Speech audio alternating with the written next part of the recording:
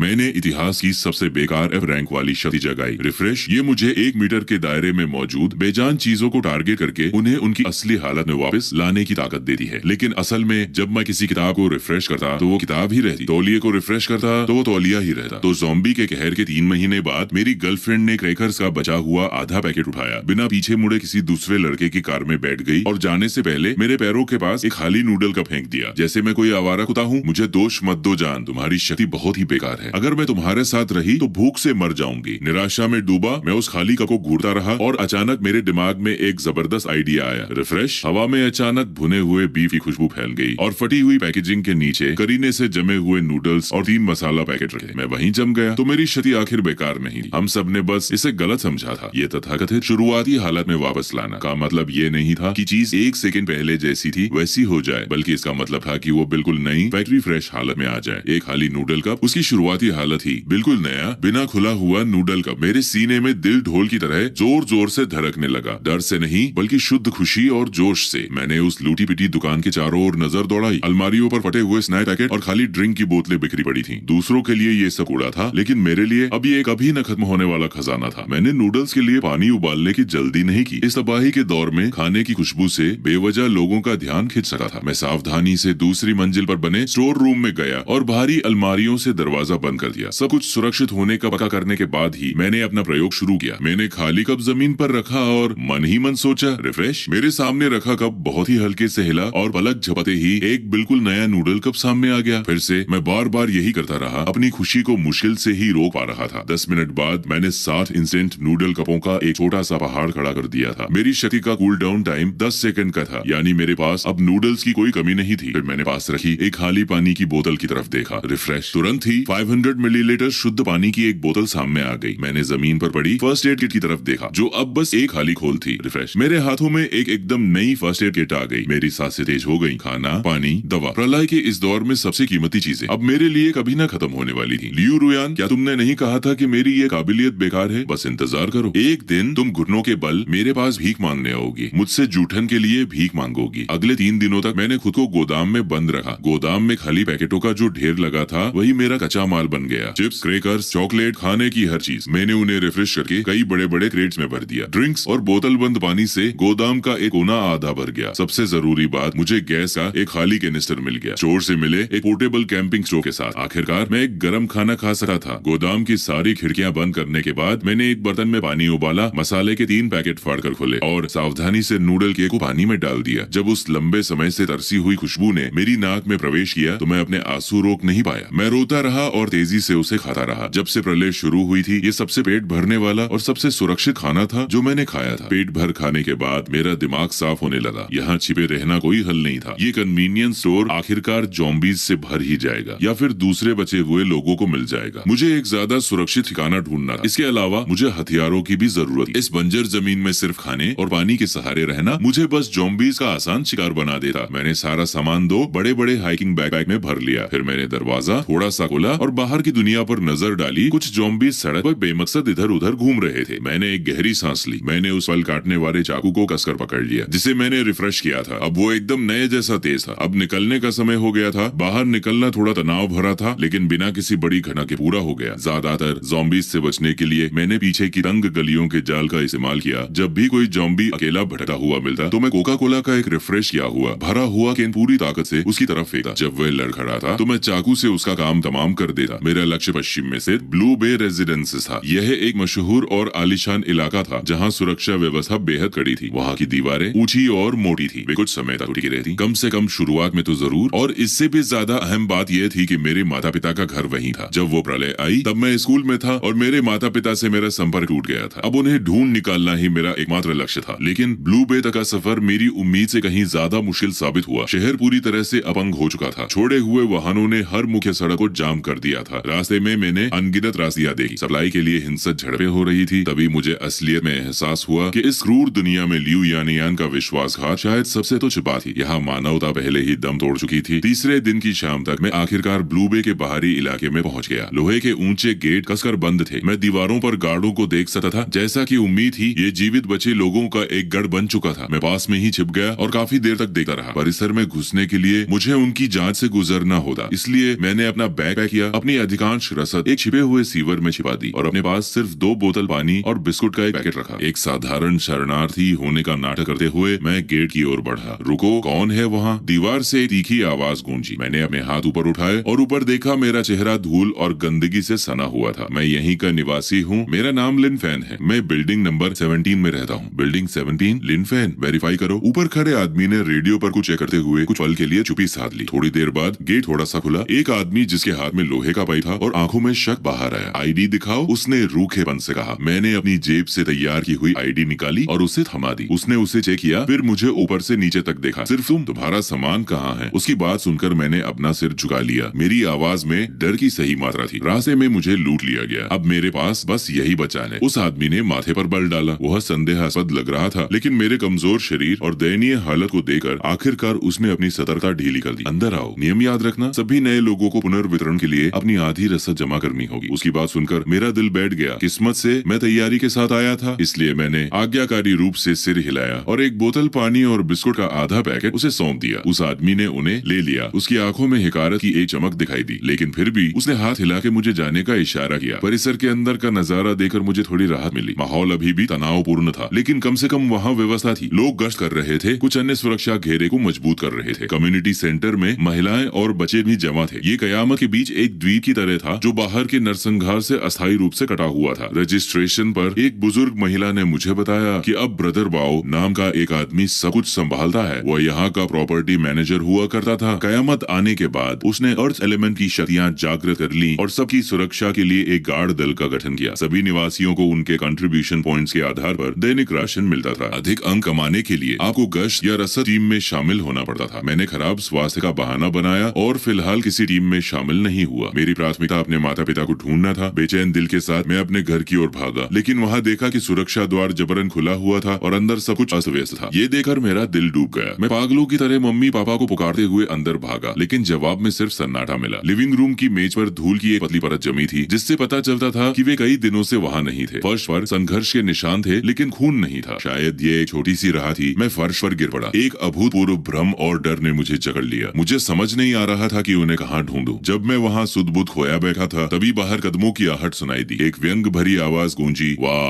वाह, लगता है एक छूट गया था। मैंने झटके से सिर ऊपर किया तो देखा कि 2 आदमी दरवाजे का रास्ता रोके खड़े हैं। आगे वाले आदमी का सिर मुंडा हुआ था और वो मुझे साफ दुर्भावना से देख रहा था। मैंने उसे पहचान लिया। वह स्कॉर्पियन था, जो ब्रदर बाओ का एक छोटा गुंडा था। स्कॉर्पियन ने अपने होठ चाटे। उसकी नजर मुझ पर ऐसी थी जैसे मैं कसाई के तख्ते पर रखा कोई ताजा मांस हूँ। तुम्हारे घर के मुखिया पर ब्रदर बाओ के काफी योगदान अंक उधार थे, उन्हें बाहर निकाल दिया गया। अब ये जगह हमारी है। मेरी आंखें सिकुड़ गईं। तुमने मेरे माता पिता के साथ क्या किया?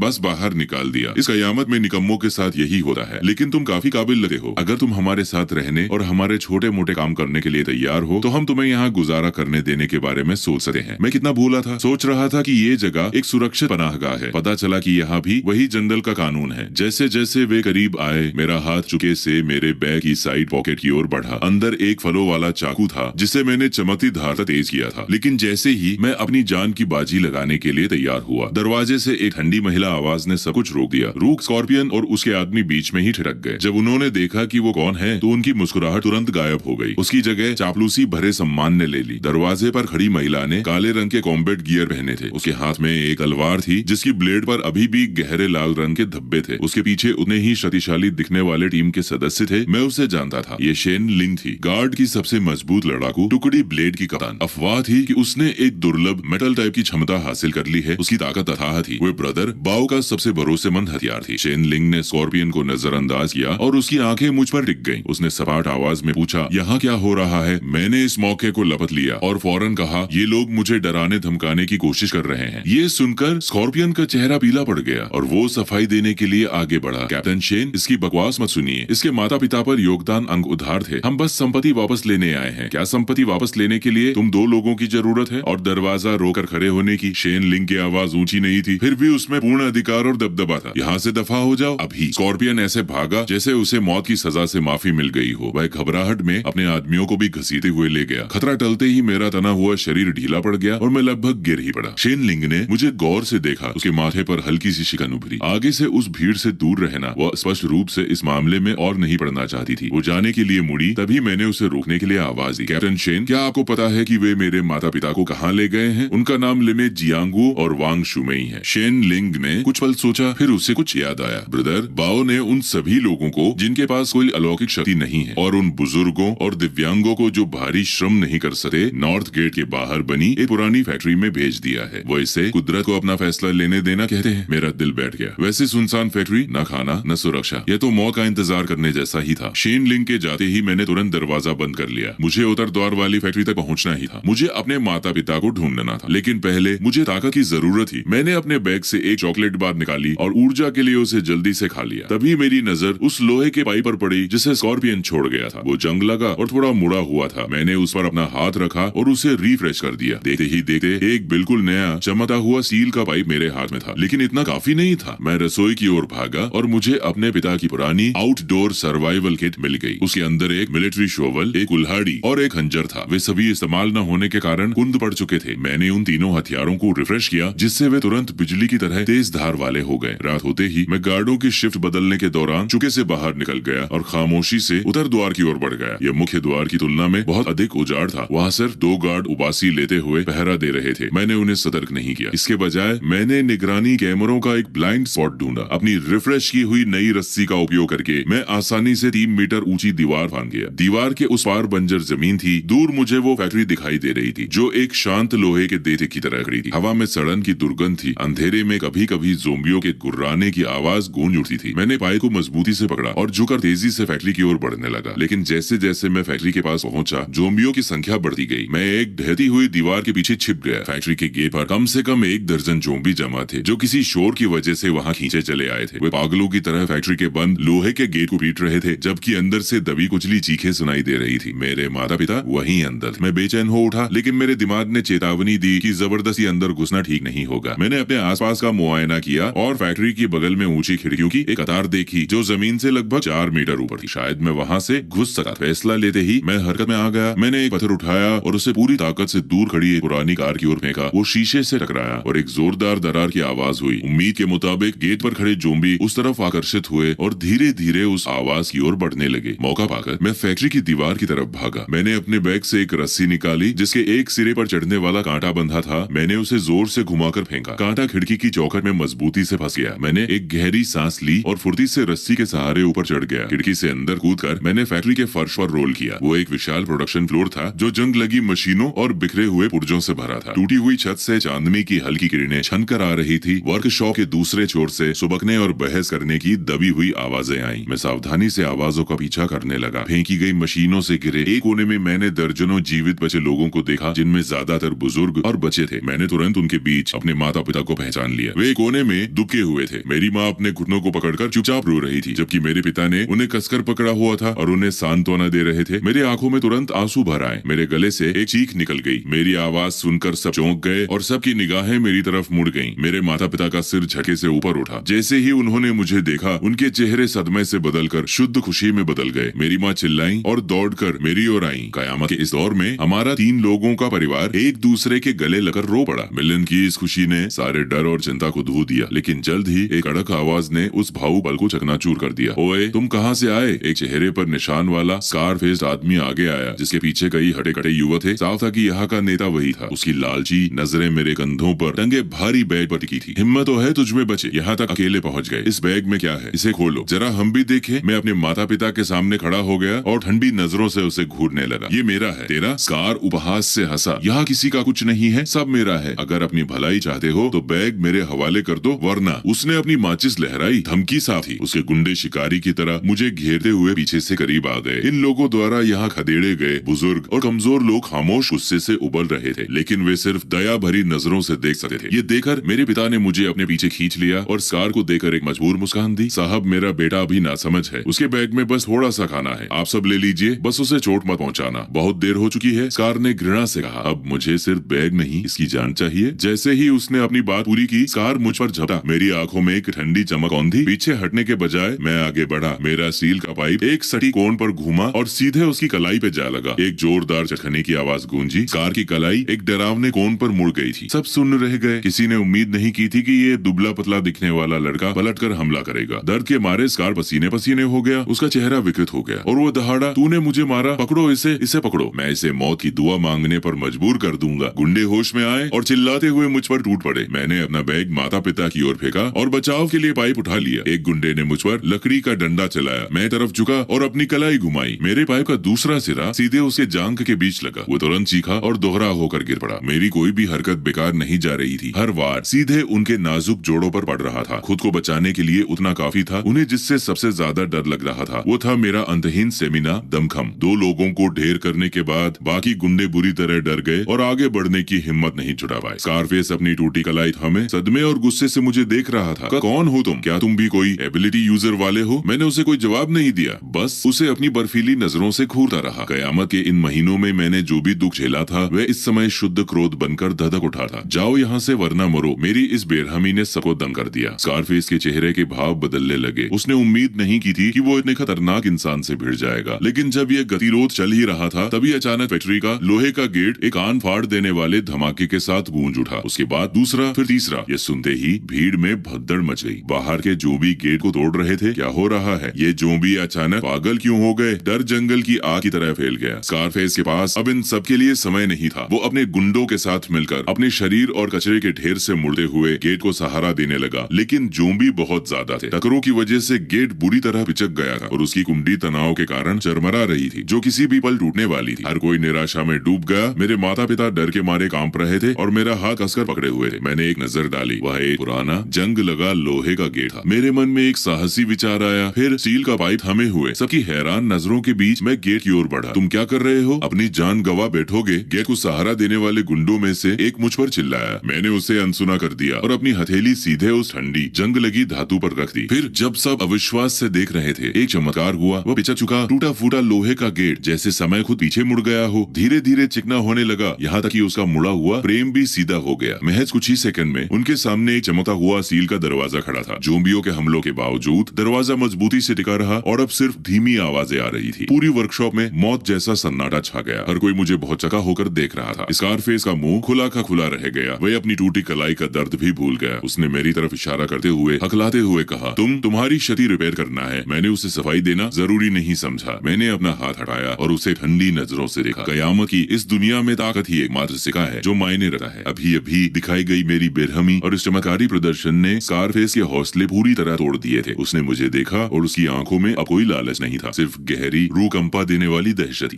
बड़े भाई, मुझे अंदाजा नहीं था कि मैं किससे पंगा ले रहा हूँ। आप जैसे बड़े कद के इंसान, कृपया इसे दिल पर मत लीजिएगा। मैंने एक शब्द भी नहीं कहा। मैं बस अपने माता पिता के पास चल कर गया। मेरी माँ ने मुझे देखा। उनकी आंखों में मिली जुली भावनाएं थी, गर्व, चिंता और कुछ ऐसा जैसे वो मुझे पहचान नहीं पा रही हो। मैंने उनका हाथ थामा और उन्हें ढांढस बंधाया। माँ, चिंता मत करो, मैं हूँ ना। फिर उस बड़े से बैग से मैंने सेल्फ हीटिंग चावल, एक सॉसेस और पानी की एक बोतल निकाली। मैंने उन्हें थमा दिया। मम्मी, पापा पहले कुछ खा लो। खाने की खुशबू ने तुरंत सबका ध्यान खींच लिया। वे जीवित बचे लोग जो न जाने कब से भूखे थे, मेरे माता पिता के हाथों में खाने को देकर जोर जोर से थूक गटकने लगे। उनकी आंखें हताश भूख से भरी हुई थी। स्कारफेस और उसके साथी अपनी आंखें नहीं हटा पा रहे थे। एक ऐसी कयामत में जहाँ भोजन सोने से भी ज्यादा कीमती था, मेरी इस सहज प्रचुरता ने उन्हें गेट ही करने से भी ज्यादा हैरान कर दिया। जब मेरा काम हो गया तो मैं वापस स्कारफेस की ओर मुड़ा। आज से, मैंने कहा, ये जगह मैं चलाऊंगा। मेरी आवाज ऊंची नहीं थी, लेकिन हर किसी ने इसे साफ सुना। स्कारफेस का चेहरा थोड़ा सा कांपा और अंत में उसने हार मानकर अपना सिर झुका लिया। फैक्ट्री के इस गढ़ पर कब्जा करना मेरी उम्मीद से कहीं ज्यादा आसान रहा। मेरी अपार शक्ति और अंतहीन रसद के सामने स्कारफेस का छोटा मोटा अधिकार तुरंत ढह गया। मैंने उन्हें बाहर नहीं निकाला। कयामत के इस दौर में लोग भी एक रिसोर्स होते हैं। मैंने उन्हें गार्ड ड्यूटी और जॉम्बी की सफाई पर लगा दिया, जबकि भोजन और रसद का प्रबंधन मैंने खुद संभाला। हर दिन मैं खुद को एक निजी कमरे में बंद कर लेता, ये दिखावा करते हुए कि मैं इन्वेंट्री चेक कर रहा हूँ, जबकि असल में मैं जितनी तेजी से हो सके भोजन तैयार कर रहा था। एक बार जब रोजमर्रा की जरूरतें पूरी हो गई तो सबके सामने ताजा रसद के एक के बाद एक रेट दिखाई देने लगे। तब तक हर कोई मुझे शुद्ध श्रद्धा और विस्मय की नजरों से देखने लगा था। उन सबको लगा कि मेरे पास कोई स्पेशल एबिलिटी है जिससे मैं भारी मात्रा में सामान कहीं छिपा कर रख सकता हूँ। भरपूर भोजन और सुरक्षित छत मिलने से जीवित बचे लोगों में धीरे धीरे जान लौटने लगी। मेरे प्रबंधन में वह पूरी सुनसान फैक्ट्री सुव्यवस्थित हो गई। मम्मी और पापा मेरे दाहिने हाथ बन गए, जो लोगों को संभालने और रसद बांटने में मेरी मदद करते थे। दूसरों के बीच उन्हें अपना सम्मान और गर्व वापस मिल गया था। सब कुछ ठीक हो रहा था। फिर भी एक बात मुझे खटक रही थी और वे था ब्लू बे कम्युनिटी। उस प्रॉपर्टी मैनेजर बाओ ने मेरे माता पिता जैसे असहाय बुजुर्गों को मरने के लिए बाहर निकाल दिया था। मुझे देर सवेर उससे वो हिसाब चुकता करना ही था। इसके अलावा ब्लू बे की सुरक्षा और रहने की स्थिति इस टूटी फूटी फैक्ट्री से कहीं बेहतर बेहतर थी। मैं अपने माता पिता और उन सभी को जो मेरे साथ खड़े थे एक असली घर देना चाहता था। अब वापस जाकर बाओ से निपटने का समय आ गया था। एक हफ्ते बाद मैंने सारी तैयारियां पूरी कर ली। मैंने फैक्ट्री में मिले कई पुराने स्कूटरों पर अपनी रेस्टोरेशन एबिलिटी का इस्तेमाल किया, जिससे वे पूरी तरह चार्ज और नए जैसे हो गए। मैंने दर्जनों नए सुरक्षात्मक सूट, हेलमेट और स्टील के जूते भी तैयार किए। हथियारों के लिए स्टील पाइप और कुल्हाड़ियों के अलावा मैंने लोगों से फैक्ट्री का लोहा लेकर नुकीले भाले बनवाए। जहाँ तक स्कारफेस और उसके खास आदमियों की बात थी, वे अब मेरे प्रति पूरी तरह वफादार थे। मैंने उन्हें भोजन और सुरक्षा दी थी, जो इस कयामत में जीवन दान देने जैसा था। मैंने स्कारफेस सहित 20 सबसे मजबूत सदस्यों को चुना। निकलने से पहले मैंने अपनी टीम को देखा और उनका हौसला बढ़ाया। इस बार हम भीख मांगने नहीं जा रहे हैं, हम वो वापस लेने जा रहे हैं जो हमारा है। ब्लू बे की दीवारें मजबूत हैं और वहाँ घर आरामदायक है। हम वहाँ एक वास्तव में सुरक्षित घर बनाएंगे। जो मेरे साथ है, गाड़ी में बैठो। किसी ने संकोच नहीं किया। मेरी काबिलियत देखने के बाद वे मुझ पर आंख मूंद कर भरोसा करते थे। 20 वाहनों का एक काफिला पूरी ताकत के साथ ब्लू बे की ओर चल पड़ा। जब हम उतर द्वार पर पहुंचे तो दीवार पर मौजूद गार्डों ने हमें देख लिया। हमारे हथियारों से लैस समूह को देखकर वे सन्ने रह गए। स्कारफेस, क्या उन्होंने तुम्हें बाहर नहीं निकाला था? तुम यहाँ वापस क्या कर रहे हो? स्कारफेस अब मेरा वफादार आदमी था। वो सीना तान कर खड़ा हुआ और जोर से जवाब दिया, हम यहाँ ब्रदर बाओ से बिजनेस की बात करने आए हैं। बिजनेस? तुम लोग? गार्ड हंस पड़ा। मैं कार से बाहर निकला, आगे बढ़ा और शांति से कहा, जाओ और ब्रदर बाओ से कहो लिन फैन वापस आ गया है। गार्ड मुझे नहीं जानता था, लेकिन मुझे समूह के केंद्र में देकर वो समझ गया कि मेरा कोई वजूद है। थोड़ी देर बाद उसने अपने रेडियो पर सूचना दी। जल्द ही उतर द्वार खुला। ब्रदर बाओ अपने बड़े दल के साथ बाहर आया, जिसमें गार्ड दस्ते की पूर्व कप्तान शेन लिंग भी शामिल थी। ब्रदर बाओ 40 की उम्र का एक भारी शरीर वाला आदमी था, जिसकी आंखों में चालाकी और अहंकार था। जब उसने हमारे समूह को देखा, खासकर हमारे नए उपकरण और शानदार हुलिया, तो उसकी आंखों में हैरानी और लालच चमक उठा। वाह वाह, छोटे भाई लिन फैन बड़े दिनों बाद दिखे। कहाँ जैकपॉट लग गया तुम्हारा? ब्रदर बाओ, मैं सीधे मुद्दे की बात करूंगा। मैं अपने लोगों को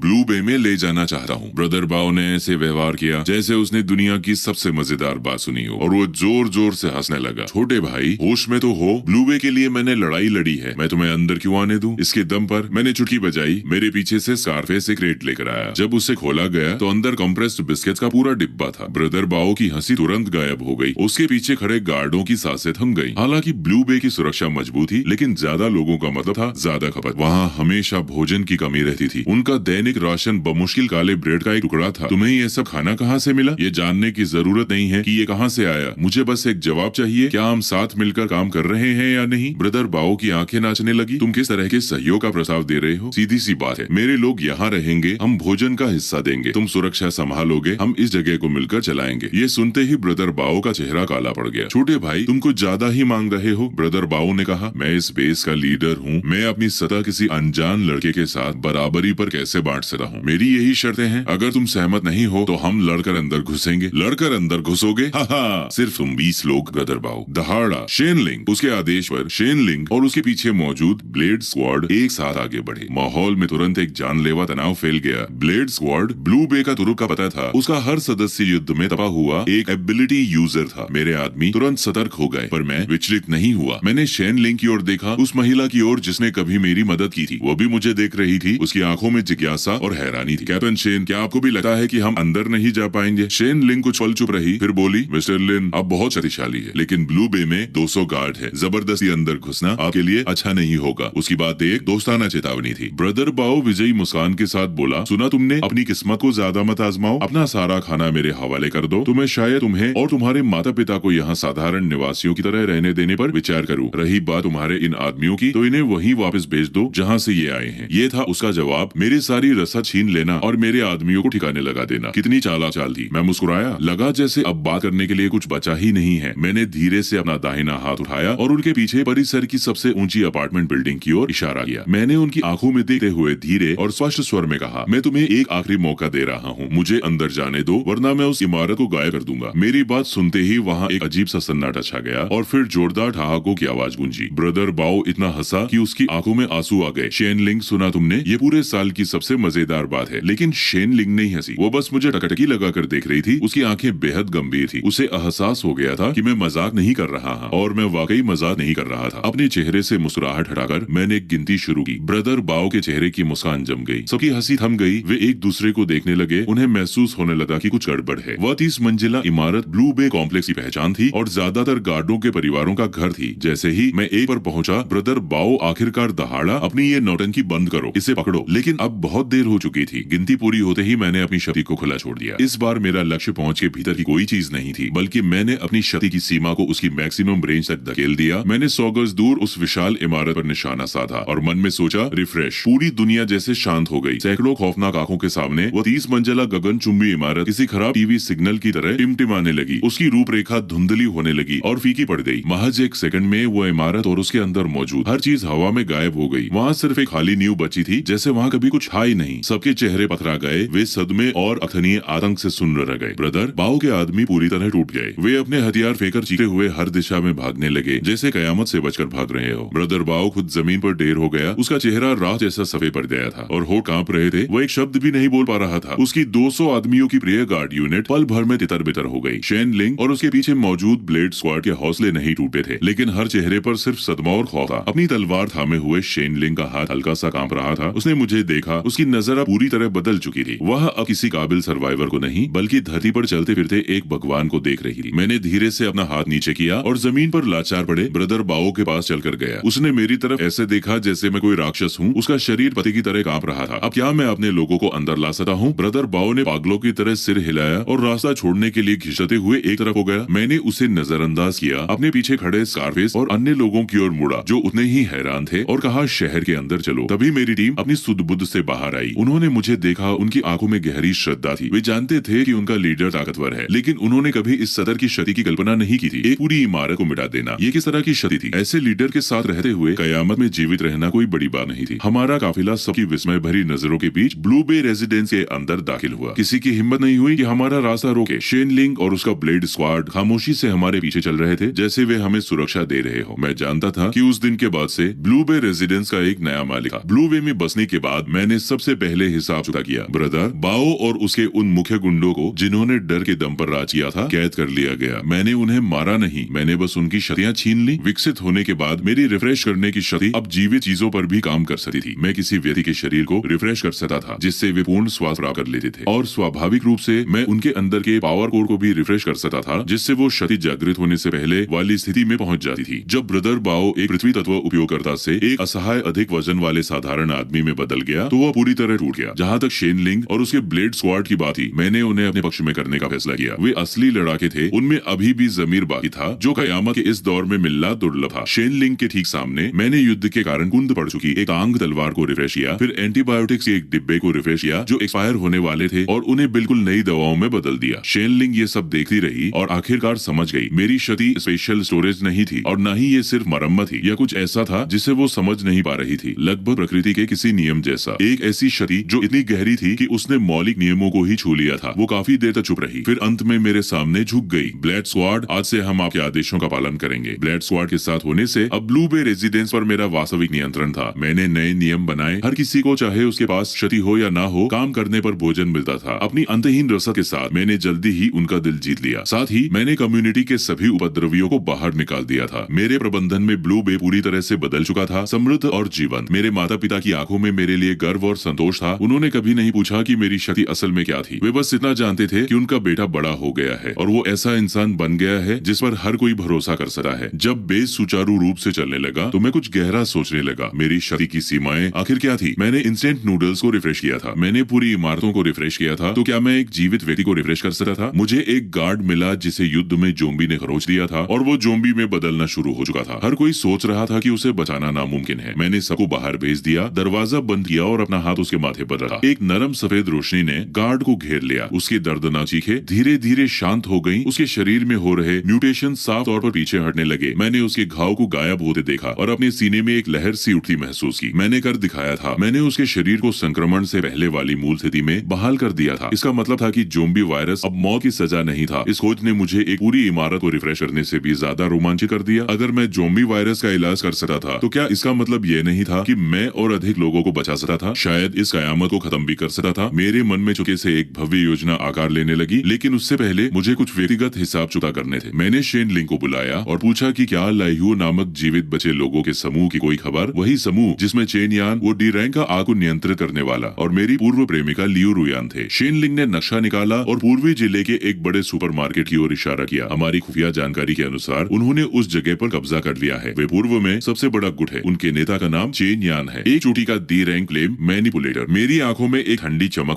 थी। चलो कल अपने पड़ोसी से मिलने चलते हैं। अगले दिन मैं केवल शेन लिंग और ब्लेड स्क्वाड को साथ ले गया। हम एक बख्तरबंद ऑफ-रोडर गाड़ी में गए जिसे मैंने अपग्रेड किया था और सीधे उस बड़े सुपरमार्केट तक पहुंच गए। उस जगह को एक मजबूत किले में बदल दिया गया था। दीवारों पर सशस्त्र गार्ड तैनात थे। हमारे आगमन ने उन्हें तुरंत चौकन्ना कर दिया। अपना नाम बताओ। शेन लिंग बाहर झुकी और चिल्लाई, लान बे बेस से लिन फेन, यहाँ ब्लेज बेस के नेता चेन यान से मिलने आए हैं। दीवार पर मौजूद लोगों ने निश्चित रूप से मेरे बारे में नहीं सुना था, लेकिन वे लान बे बेस को जानते थे। कुछ ही देर में सुपरमार्केट का मुख्य द्वार खुल गया। लाल चमड़े की जैकेट पहने एक आदमी बाहर आया। उसके पीछे लियू रुयान थी जो मुस्कुरा रही थी और उसकी चापलूसी कर रही थी। कई महीने बीत चुके थे। लियू रुयान काफी ठाठ से रह रही थी। जब उसने मुझे देखा तो वह ठिठक गई। फिर उसका चेहरा तिरस्कार और अहंकार से भर गया। वाह वाह, तो ये लिन फेन है। बाहर गुजारा नहीं हो पाया क्या? यहाँ ब्लेज बेस से मदद की भीख मांगने आए हो? वह शायद अभी यही सोच रही थी कि मैं वही दयनीय हारा हुआ इंसान हूँ जिसे उसकी सुरक्षा की जरूरत है। चेन यान ने भी मुझे ऊपर से नीचे तक देखा, खासकर जब उसकी नजर मेरे पीछे शेन लिंग और ब्लेड स्क्वाड पर पड़ी। उसकी आंखों में थोड़ी सी सतर्कता आई, लेकिन ज्यादातर वो बेअसर दिखा। लान बे बेस कभी नाम नहीं सुना। हम मुफ्त खूरों को पनाह नहीं देते। चूंकि हम सब यहाँ जीवित बचे लोग हैं, अपनी गाड़ी और रसद यहीं छोड़ दो और चलते बनो। वो बहुत बड़ी बड़ी बातें कर रहा था। उसके मन में उसकी निम्न स्तर की आग की क्षतियों ने उसे अजय बना दिया था। लियू रोयान भी उसकी हाँ में हाँ मिलाते हुए बोली, सुना तुमने लिन फेन? पुराने समय के खातिर मैं तुम्हें बता रही हूँ, ज्यादा हवा में मत उड़ो। तुम्हारी जो अभी हालत है, तुम चेन यान के जूतों की चमक के लायक भी नहीं हो। मैंने उसका घमंडी चेहरा देखा और अचानक हंस पड़ा। लियू रुआन, याद है वो इंस्टेंट नूडल का खाली कप जो तुमने मुझ पर फेंका था? लियू रुआन ठिठक गई, ये सोचकर कि मैंने ये बात क्यों उठाई। कौन सा नूडल कप? मुझे याद नहीं। दफा हो जाओ, तुम रास्ते में आ रहे हो। मैंने आंखें बर्फीली हो गईं। शायद तुम्हें याद न हो, पर मुझे याद है। आज मैं यहाँ तुम्हें इसे खिलाने आया हूँ। लियू रुआन ने ऐसे देखा जैसे उसने दुनिया का सबसे मजेदार जोक सुना हो। मेरी ओर इशारा करते हुए वह ठहाके मारकर हंस पड़ी। लिन फेन, क्या तुम्हारा दिमाग खराब हो गया है? तुम मुझे नूडल कप खिलाओगे? तुम्हें ये हक किसने दिया? चेन यान ने उपहास के साथ अपनी बाहें सिकोड़ ली। बड़े साहसी शब्द है बचे। लगता है अगर हम तुम्हें सबक नहीं सिखाएंगे तो तुम्हें मौत शब्द लिखना भी नहीं आएगा। जैसे ही उसने अपनी बात पूरी की, उसकी हथेली में एक धधती हुई फायरबॉल बन गई जिससे भीषण गर्मी निकल रही थी। ब्लेड स्क्वाड के सदस्यों ने तुरंत रक्षात्मक मुद्राएं बना ली। केवल शेन लिंग और मैं स्थिर खड़े रहे। मैंने उसके हाथ में आग की गेंद को देखा और अपना सिर हिलाया। क्या तुम्हारे पास बस इतना ही है? दयनीय। मेरे बोलते ही मैंने अपना हाथ उठाया। चेन यान की हथेली में जलती हुई आग की गेंद हवा के झोंके में मोमबत्ती की तरह बुझ गई। एक हल्की पफ की आवाज के साथ वह हवा में गायब हो गई। चेन यान के चेहरे की घमंडी मुस्कान तुरंत जम गई। वह अविश्वास से अपनी खाली हथेली को घूरने लगा। क्या हुआ? मेरी आग कहाँ गई? उसने फिर से अपनी शक्ति को बुलाने की कोशिश की, लेकिन वो कितनी भी कोशिश करता एक चिंगारी तक नहीं सुलगी। उसकी प्रिय डी रैंक की आग को नियंत्रित करने वाली शक्ति जा चुकी थी। तुमने मेरे साथ क्या किया? चेन यान ने डर के मारे चिल्लाते हुए मेरी ओर इशारा किया। उसकी आवाज फटी जा रही थी। मैंने उसे कोई जवाब नहीं दिया। मैं बस लियू रुयान की ओर मुड़ा जो डर के मारे सुन्न पड़ रही थी। अब तुम्हें दिखा कि मुझे ये हक किसने दिया? लियू रुयान के होठ कांप रहे थे। उसका चेहरा मौत की तरह सफेद पड़ गया था। उसे समझ नहीं आ रहा था कि अभी क्या हुआ, लेकिन उसने अपनी आंखों से उस खौफनाक आग की शक्ति को मेरे सामने खामोशी से दम तोड़ते देखा था। डर के कारण वह एक वाक्य तक नहीं बोल पा रही थी। शेन लिंग ने उसे आलू की बोरी की तरह मेरे सामने पटक दिया और उसे घुटनों के बल बैठने पर मजबूर कर दिया। उसके चेहरे पे आंसू और नाक बह रही थी और वो रहम की भीख मांग रही थी। मैंने इस दयनीय नजारे को बिना किसी भावना के देखा। मैंने अपनी जेब से कुछ निकाला। ये वही कुचला हुआ ब्रेज बीफ इंस्टेंट नूडल कप था जिसे उसने पहले मुझ पर फेंका था। मैंने इसे इतने समय तक अपने पास रखा था। मेरे हाथ में मौजूद वो खाली कंटेनर तुरंत रिफ्रेश होकर नूडल्स के एक बिल्कुल नए कप में बदल गया। मैंने उसकी पैकिंग फाड़ी, नूडल्स और मसाले के पैकेट बाहर फेंक दिए और केवल खाली कागज का कटोरा बचा रहने दिया। मैंने उसे लियू रुयान के सामने रख दिया। लियू रुयान जमीन पर पड़े उस खाली कटोरे को घूरने लगी। उसका चेहरा लाश से भी ज्यादा पीला था। उसे पता था कि मैं मजाक नहीं कर रहा हूँ। कांपते हाथों से उसने कागज का कटोरा उठाया। सबकी नजरों के सामने उसे वो खाने पर मजबूर होना पड़ा। चेन यान ने ये सब देखा और आखिरकार उसे एहसास हुआ कि उसने किस भयानक इंसान से पंगा लिया है। उसके पैर जवाब दे गए और वो भी घुटनों के बल बैठ गया। मैंने उसकी तरफ देखा भी नहीं। मैं बस खामोशी से लियू रुआन को देखा रहा जब तक कि वह उस कागज के कटोरे और रैपर को पूरा निगल नहीं गई। ली हो बेस का पतन मेरी उम्मीद से भी आसान था। अपने नेता की शक्तियों के छिन जाने और मेरे तरीकों से डरे हुए उन लोगों ने बिना किसी लड़ाई के आत्मसमर्पण कर दिया। मैंने दोनों बेस का विलय कर दिया और ब्लू बे बेस शहर के पूर्वी हिस्से का सबसे शक्तिशाली उत्तरजीवी समूह बन गया। लियू रुयान से निपटने के बाद मैंने अपनी पूरी ऊर्जा बेस के विकास और अलौकिक शक्तियों के शोध में लगा दी। एक बार जब ये बात फैल जाएगी कि मैं ज़ोंबी वायरस का इलाज कर सकता हूँ तो ये पूरी दुनिया को हिलाकर रख देगा। जब तक मेरे पास खुद की रक्षा करने के लिए पर्याप्त शक्ति नहीं हो जाती, मुझे ये रहस्य गुप्त रखना होगा। मैंने अपने माता पिता द्वारा संचालित एक गुप्त मेडिकल लैब की स्थापना की, विशेष रूप से उन संक्रमित लोगों के इलाज के लिए जिन्हें अभी भी बचाया जा सकता था। जिस किसी को भी मैंने ठीक किया वो मेरा अत्यंत आभारी हो गया और मेरा सबसे वफादार अनुयायी बन गया। मेरा प्रभाव बढ़ता गया। इस दौरान मेरा सामना अन्य जीवित बचे गुटों से भी हुआ। दोस्तों को मैंने रसद और सहायता की पेशकश की और दुश्मनों के प्रति मैंने कोई दया नहीं दिखाई। लीन फैन का नाम धीरे धीरे एक किंवदंती लेजेंड बन गया। कुछ लोग मुझे मुक्ति का मसीहा कहते थे, जबकि अन्य मुझे विनाश का दानव। लेकिन वे चाहे जो भी कहें, वे एक तथ्य से इनकार नहीं कर सकते थे। मैं इस कयामत की दुनिया के शिखर पर खड़ा था। कयामत का 5वां वर्ष। ब्लू बे बेस अब 1 लाख की आबादी वाले महानगर मेगा सिटी में बदल चुका था। हमारे पास एक व्यापक रक्षा प्रणाली, आत्मनिर्भर कृषि और बहाल सामाजिक व्यवस्था थी। यहाँ लोग फिर से मुस्कुरा रहे थे और मैं इस शहर के निर्माता और रक्षक के रूप में शायद ही कभी सार्वजनिक रूप से दिखाई देता था। मेरा अधिकांश समय शहर के केंद्र में सबसे ऊंचे टावर के शीर्ष पर बीता था, जहाँ से मैं उस शहर को देखता था जिसे मैंने अपने हाथों से बनाया था। मेरी क्षतियां भी पहचान से परे बढ़ गई थी। अब मुझे अपनी दृष्टि के भीतर की हर चीज को रिफ्रेश करने के लिए शारीरिक स्पर्श की आवश्यकता नहीं थी। मैं बंजर भूमि को रिफ्रेश करके उसे उपजाऊ बना सकता था। मैं दूषित पानी को रिफ्रेश करके शुद्ध बना सकता था। मेरी शक्ति एक सच्चे ईश्वर के करीब पहुंच रही थी। शेन लिंग अब होप सिटी की सर्वोच्च कमांडर थी। वो मेरे पीछे खड़ी थी और ताजा गतिविधियों की रिपोर्ट दे रही थी। मेरे प्रभु, पश्चिम से जोम्बियों का विशाल झुंड बढ़ रहा है। उनके साथ एक बुद्धिमान एस्लास म्यूटेटेड जोम्बी भी है। एस्लास जोम्बी कयामत के दौर की अंतिम तबाही माने जाते थे। उनमें से हर एक में पूरे शहर को तबाह करने की शक्ति थी। उन शब्दों को सुनते ही मेरी नजरों ने दूर तक का फासला चीर दिया। मैंने करोड़ों जोम्बियों का वह काला सैलाब देखा जिसने आकाश और सूरज को ढक लिया था, और उस सैलाब के केंद्र में हड्डियों के सिंहासन पर बैठा एक एस्लास जोम्बी किसी सम्राट की तरह विराजमान था। उसे भी मेरे देखने का एहसास हुआ। उसकी खून जैसी लाल आंखें बीच हवा में मेरी आंखों से टकराईं। एक भयानक साइकिक प्रेशर 100 मील का सफर तय कर सीधे मुझसे टकराया। शेन लिंग के गले से करार निकली और उसका चेहरा मौत की तरह सफेद पड़ गया। लेकिन मैंने बस अपना हाथ हवा में लहराया और वो दबाव धुएं की तरह गायब हो गया। तैयार हो? शेन लिंग ने एक गहरी सांस ली। उसकी आंखें स्थिर थी। होप सिटी अंततः आपके साथ खड़ी है। मैं मुस्कुराया और अपना सिर हिलाया। नहीं, हम मरेंगे नहीं। मैं उसकी ओर मुड़ा और फिर इस शहर के हर निवासी की ओर। ये कयामत अब यही खत्म होती है। मैं अकेला होप सिटी से बाहर निकला। शहर की दीवार के ऊपर खड़ा होकर मैंने जोम्बियों के उस सैलाब का सामना किया जो स्वर्ग और पृथ्वी को निगलने के लिए तैयार लग रहा था। शहर के अंदर 1 लाख नागरिक विशाल स्क्रीन पर मुझे देख रहे थे। वे घबराए हुए थे, डरे हुए थे, लेकिन सबसे बढ़कर उन्हें मुझ पर भरोसा था। एस्लास जोम्बी की दहाड़ उनकी रूह को चीरती हुई महसूस हुई। उसने झुंड को अंतिम हमले का आदेश दिया। धीरे धीरे मैंने अपने हाथ उठाए, जैसे पूरी दुनिया को गले लगाने जा रहा हूँ। हर किसी ने सोचा कि मैं कोई दुनिया हिला देने वाला हमला करने वाला हूँ, लेकिन वे गलत थे। मेरे चेहरे पर मारने का कोई भाव नहीं था, केवल दया का एक अंश था। मेरी क्षति कभी विनाश के लिए नहीं थी, ये पुनर्जन्म रीबर्थ के लिए थी। मैंने अपनी आंखें बंद की और अपनी सारी क्षति को मुक्त कर दिया। कुछ भी शेष नहीं रखा। मेरा लक्ष्य कोई एक जोम्बी या कोई एक इलाका नहीं था। मेरा लक्ष्य ये जख्मी, टूटा हुआ और मरता हुआ संसार था। समय जैसे थम गया। शब्दों से परे एक प्रकाश, कोमल फिर भी अनंत सफेद रोशनी मुझसे फूट पड़ी, जो पूरी दुनिया में फैल गई। जहाँ जहाँ वे रोशनी पहुंची, पागल हो चुके जो भी अपनी जगह पर रुक गए। उनका सड़ता हुआ मांस ठीक होने लगा। उनकी धुंधली आंखें साफ हो गई। उनकी आंखों की हिंसा और खून की प्यास की जगह भ्रम और मानवता ने ले ली। वह रोशनी पूरी धरती पर दौड़ गई। फटी हुई प्यासी जमीन से हरी घास उड़ पड़ी। आसमान की स्लेटी धुंध छंट गई और वो नीला आसमान दिखाई देने लगा जिसे उन्होंने युगों से नहीं देखा था। हड्डियों के सिंहासन पर बैठा वो एस्लास जोम्बी दहशत से देखता रहा कि उसका शरीर कैसे बदल रहा है। उसने विरोध करने की कोशिश की, लेकिन उसे रोक नहीं सका। ये संसार की उत्पत्ति से जुड़ी एक मौलिक शक्ति थी। आखिरकार उसने भी मानव रूप प्राप्त कर लिया और सुन्न होकर अपने ही हाथों को देखने लगा। पूरी दुनिया रिफ्रेश हो चुकी थी। वायरस से संक्रमित हर व्यक्ति सामान्य हो गया। कयामत से नष्ट हुआ हर वातावरण फिर से जीवित हो गया। ऐसा लग रहा था जैसे वो 5 साल का दुस्वप्न कुछ और नहीं बल्कि एक भ्रम था। होप सिटी के अंदर मौत जैसा सन्नाटा छा गया। हर कोई स्क्रीन के जरिए इस चमत्कारी नजारे को देख रहा था। किसी को नहीं पता था कि कितना समय बीत गया। पहले एक व्यक्ति खुशी से रो पड़ा, फिर दूसरा, फिर तीसरा, जब तक कि गरजती हुई तालियों और जयकारों ने पूरे शहर को हिला नहीं दिया, जिसकी गूंज उस नई दुनिया में चारों ओर सुनाई दे रही थी। वे मेरा नाम पुकार रहे थे। मैं शहर की दीवार पर खड़ा ताजी हवा के झोंके को महसूस कर रहा था। मैं मुड़ा और शेन लिंग को देखा। मैंने अपने माता पिता को देखा। मैंने आशा से भरे अनगिनत मुस्कुराते चेहरों को देखा। मैं मुस्कुराया। मेरे सामने रखे हुए इंस्टेंट नूडल्स अनंत बार रिफ्रेश हो सकते थे और मेरे पैरों के नीचे की ये दुनिया भी।